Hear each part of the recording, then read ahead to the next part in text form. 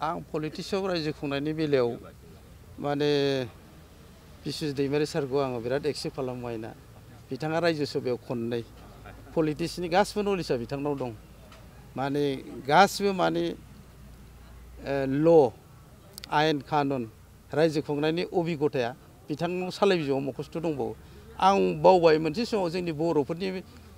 काउन्सिलाव मोनसे लेटार माबा बेक जाफिनलायदोंना बिथाङा होबथादोंना बे लेटारा जोंनाव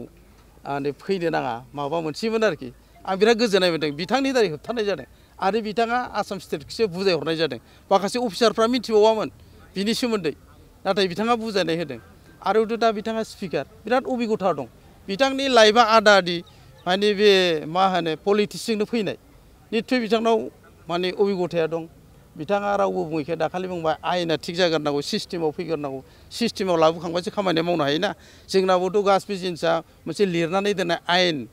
ल'जोंसो जायोना जोंनि गामिफ्रावबो रायजो खुंनायाव थाखानाय लिरनाय गैखायाबा बिनिबा लिरनायानो गैखाया नों मा खालामनो बेबायदि होननाय जायो दा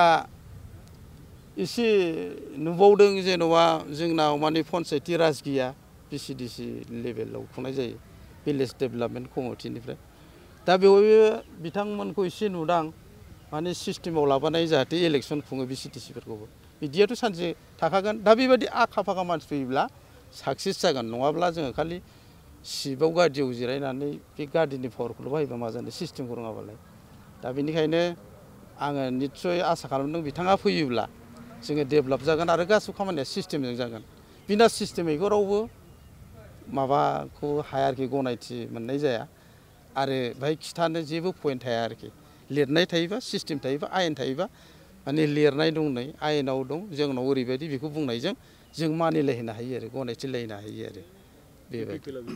নতুন চিফ হোৱাটো মানে বিজেপি চৰকাৰ আহিলে নতুন চিফ হোৱাটো মই মাননীয় ষ্টেট গভৰ্ণমেণ্টত আছে স্পীকাৰ হিচাপে বিশ্বজিত দৈমাৰী তেওঁ আহি পেলাই ইয়াত যদি কৰে বিভিন্ন বড়োৰ লগতে আৰু বিভিন্ন জাতি গোষ্ঠীক উন্নতি হ'ব বুলি মই ভাবোঁ